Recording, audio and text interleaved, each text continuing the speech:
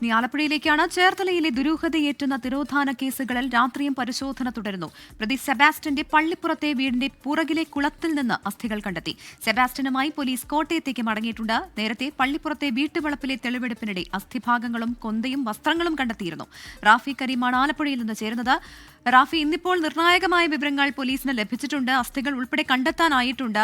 ഇനിയുള്ള തുടർ നടപടികൾ എങ്ങനെയായിരിക്കും? കൂടുതൽ ചോദ്യം ചെയ്യലിലേക്ക് കടക്കുന്നുണ്ടോ പോലീസ്? സെബാസ്റ്റ്യൻ എത്രത്തോളം സഹകരിക്കുന്നുണ്ട് എന്നാണ് പോലീസ് പറയുന്നത്?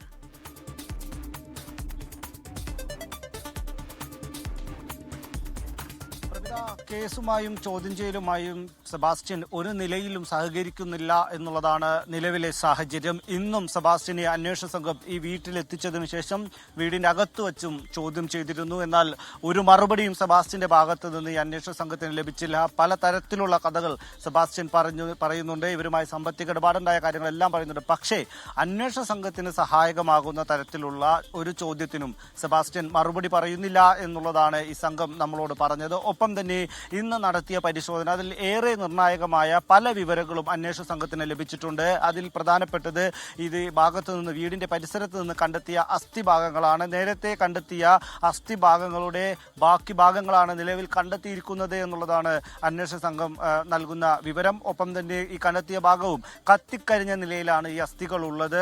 ഒപ്പം തന്നെ ഒരു കൊന്തയും 2 വസ്ത്രങ്ങളും ഈ പരിസരത്തെ പരിശോധനയിൽ കണ്ടെത്തിയിട്ടുണ്ട്. എന്തായാലും നിലവിൽ അന്വേഷണ സംഘത്തിന് ലഭിച്ചിരിക്കുന്ന അസ്ഥിഭാഗങ്ങൾ അത് ശാസ്ത്രീയ പരിശോധനയ്ക്ക് അയച്ചിട്ടുണ്ട്.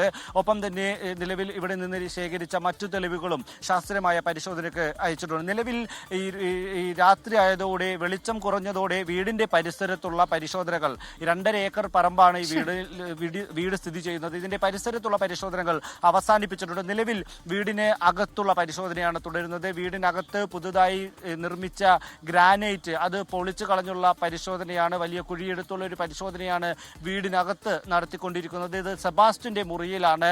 മറ്റു മുറികളിൽ നിന്ന് വ്യത്യസ്തമായി പുതിയതായി ഗ്രാനൈറ്റ് സ്ഥാപിച്ചിരിക്കുന്നത്. ഈ ഗ്രാനൈറ്റ് പൊളിച്ചു നീക്കിക്കൊണ്ടുള്ള പരിശോധനയാണ് നിലവിൽ വീടിനകത്ത് തുടരുന്നത്. ഇതിൽ നിന്നും നിർണായക വിവരങ്ങൾ ലഭിക്കുമെന്നുള്ള പ്രതീക്ഷയും അന്വേഷണ സംഘത്തിനുണ്ട്. ഒപ്പം തന്നെ നിലവിൽ ഇവിടെ നിന്ന് ലഭിച്ച വിവരങ്ങളിൽ നിന്ന് പ്രാഥമികമായി നൽകാൻ കഴിയുന്ന വിവരങ്ങൾ ഈ പ്രതി ഈ സെബാസ്റ്റ്യൻ ഈ കൃത്യം നടത്തിയതിനു ശേഷം ഈ ശരീരഭാഗങ്ങൾ വീടിന്റെ പല ഭാഗത്തായി കുഴിച്ചിട്ടത് കഷ്ണങ്ങളാക്കിയാണ് എന്നുള്ള ഒരു വിവരം, അത്തരത്തിലേക്കുള്ള ഒരു സൂചനയിലേക്കാണ് കാര്യങ്ങൾ.